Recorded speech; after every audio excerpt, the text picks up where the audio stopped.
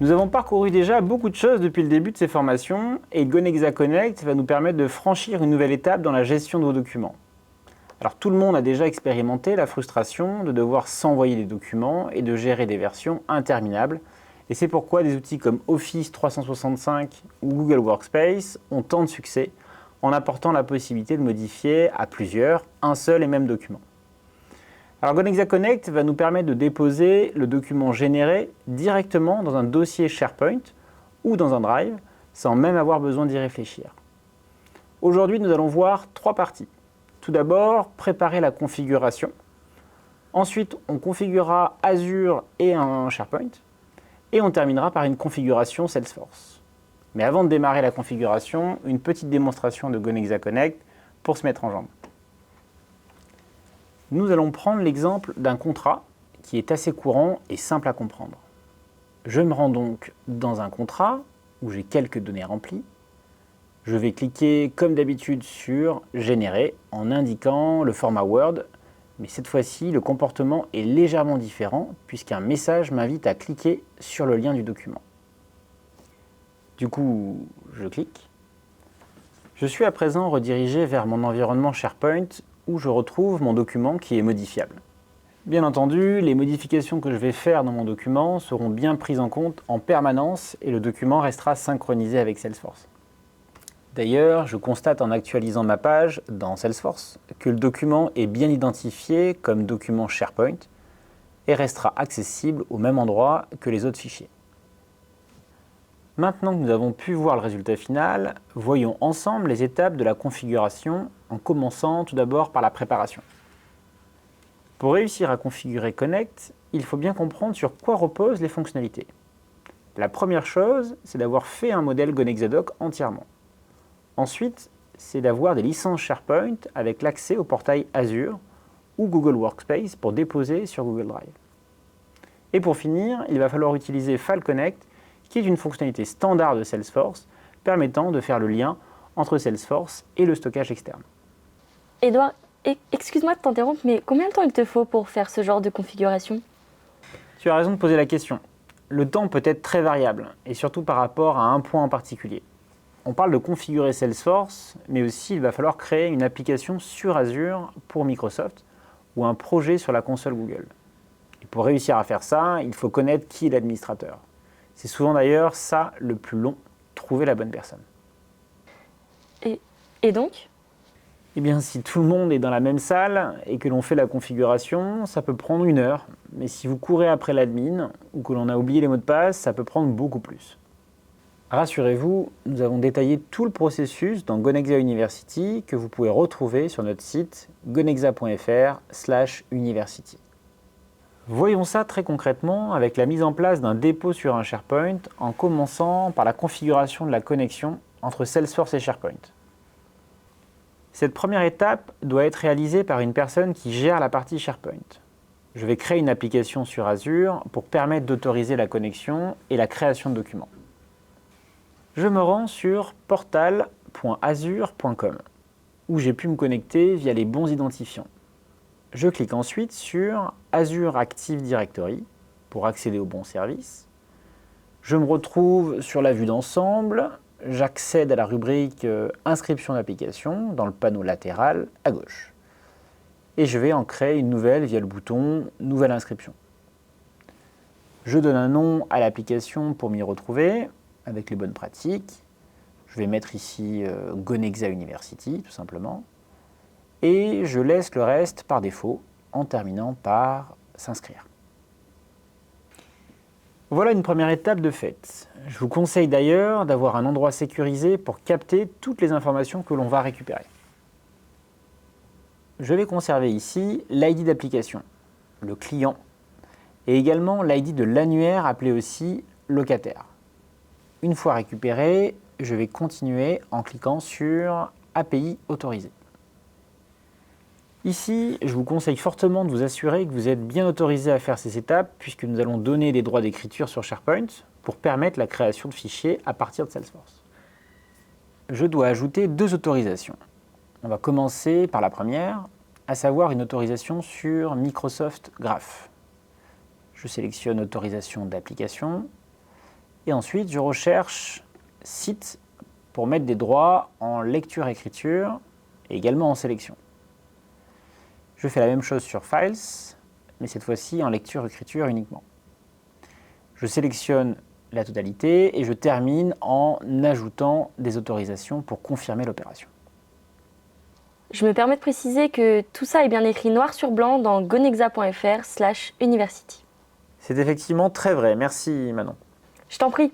Et tu ne m'en veux pas si j'interviens un petit peu? Non, non. Reprenons notre configuration avec notre deuxième autorisation. Je clique à nouveau sur « Ajouter une autorisation » en cherchant cette fois-ci SharePoint. Je clique à nouveau sur « Autorisation d'application » et cette fois-ci, je sélectionne « Lecture-écriture » plus « Sélection » sur site. Mais aussi, je recherche « Utilisateur » et je donne les droits en lecture sur cette partie. Il ne me reste plus qu'à cliquer sur « Accorder un consentement d'administrateur pour Gonexa » sur l'ensemble des droits comme ceci. Il est possible ici que ce menu ne soit pas accessible par vos soins. Il faudra une fois de plus trouver la bonne personne qui a les bons droits sur Azure. Je vous souhaite bon courage dans cette tâche qui n'est pas toujours facile. Une fois cette étape faite, le statut de chaque ligne doit être au vert. Je vais pouvoir à présent générer un secret et récupérer les codes nécessaires dans la rubrique « Certificats et secrets ». Je clique sur « Nouveau secret client ». Je lui donne un petit nom sympathique. Ici, on mettra « Secret University ». Et je clique sur « Ajouter ». Une fois de plus, je m'empresse de récupérer dans un endroit sécurisé la chaîne de caractères dans la colonne « Valeurs » pour me permettre de finaliser ma configuration plus tard. Nous avons à présent terminé la partie dans Azure. Nous pouvons nous rendre dans SharePoint pour créer un site, si ce n'est pas encore fait. Cette partie est relativement simple. Il suffit juste de bien créer un site d'équipe et de lui donner un nom. Je fais le nécessaire en quelques clics et voilà, ça me paraît bien, je valide. Bravo! Nous avons terminé avec Azure et SharePoint. Passons à présent à la configuration dans Salesforce. La première chose à faire dans Salesforce est de donner les droits pour pouvoir utiliser File Connect. Je me rends dans la configuration en cherchant « Ensemble d'autorisations » ou « Permission Set » en anglais. Je clique sur « Nouveau », je donne un nom comme « File Connect » par exemple, et j'enregistre. Je m'assure d'ajouter le droit « File Connect Cloud » que je retrouve dans « Autorisation système ». Je clique sur « Modifier ». Je cherche « Files Connect » dans le cloud, comme ceci. Et j'enregistre. N'oubliez pas de bien attribuer ce permission set aux utilisateurs qui vont devoir utiliser cette fonctionnalité comme vous le faites habituellement. Une fois l'ensemble d'autorisations attribuées aux bonnes personnes, je vais à présent dans Fournisseur d'authentification, où je crée un nouveau fournisseur en choisissant comme type OpenID Connect. Toujours la même chose pour le nom, et ensuite je vais utiliser les éléments que j'ai récupérés dans Azure avec comme correspondance, dans la clé consommateur, on va mettre l'ID d'application.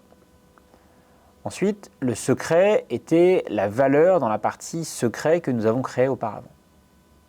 Pour rappel, ces informations sont confidentielles, alors prenez bien les précautions nécessaires. Tu sais que je t'ai vu noter quelque chose sur un post-it hier. C'était pas un mot de passe? Pas du tout. La sécurité est un enjeu majeur chez Gonexa. Reprenons notre configuration.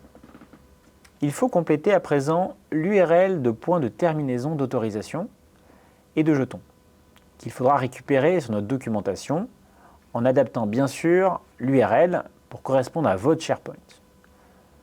Je laisse le reste tel qu'il est et je valide. Une dernière petite configuration dans Azure pour s'assurer que l'URL de rappel est bien acceptée et on sera bon. Tu n'avais pas dit que c'était terminé dans Azure tout à l'heure? Non, je crois pas. Nous avons terminé avec Azure et SharePoint.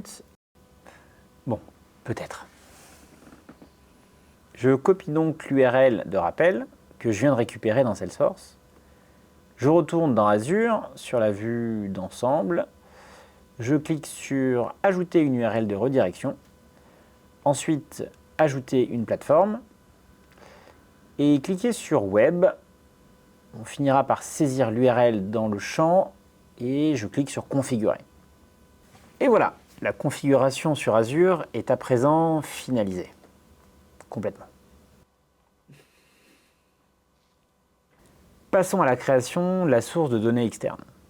Petite précision d'ailleurs, cette partie doit être effectuée par une personne qui a les droits à la fois sur Salesforce et également sur Azure. Depuis la configuration, je cherche « Source de données externe ». Je crée une nouvelle source de données. Nous allons nommer ça de manière très originale « SharePoint ». Je prends le type Microsoft SharePoint Online et il ne reste plus qu'à indiquer l'URL du site SharePoint concerné. J'utilise le type d'identité par utilisateur et une OAuth 2.0. Il ne me reste plus qu'à lier le fournisseur d'authentification que j'ai créé un peu plus tôt, voilà comme ceci, et enregistrer. C'est ici que l'on vous invite à vous connecter à SharePoint, d'où le besoin d'avoir bien les droits admin sur SharePoint à ce moment-là. Après avoir saisi mes identifiants SharePoint, je suis redirigé vers Salesforce. Je valide et synchronise. Je coche la case Item SharePoint et je finalise l'opération. Nous venons de faire la plus grosse partie de la configuration. Il nous reste à présent de bien s'assurer de gérer les droits et de tester un modèle. Je retourne dans mon ensemble d'autorisation File Connect que j'avais créé auparavant et je vais dans les paramètres d'objet chercher Item SharePoint. Voilà, il est ici. Je l'ouvre et je m'assure de bien cocher toutes les cases pour avoir un accès en lecture sur tous les champs. Ajoutez également la source de données externe dans les sources de données activées, comme ceci. Dernière étape de la configuration pour finir en beauté, allons-y. Allez dans Paramètres personnalisés, ou Custom Settings en anglais. Cliquez sur Gérer au niveau de la ligne SharePoint.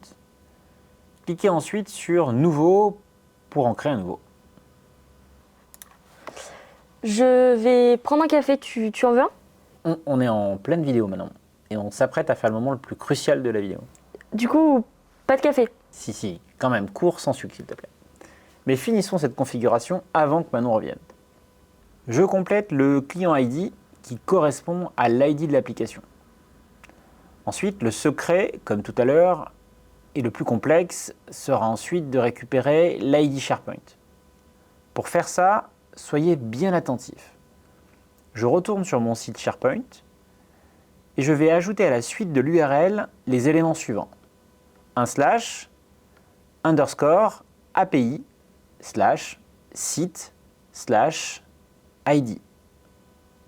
Il s'agit bien là d'un écran de développeur avec un fond noir. Récupérons l'ID qui se cache ici et collons ça directement dans la configuration dans le champ Site ID.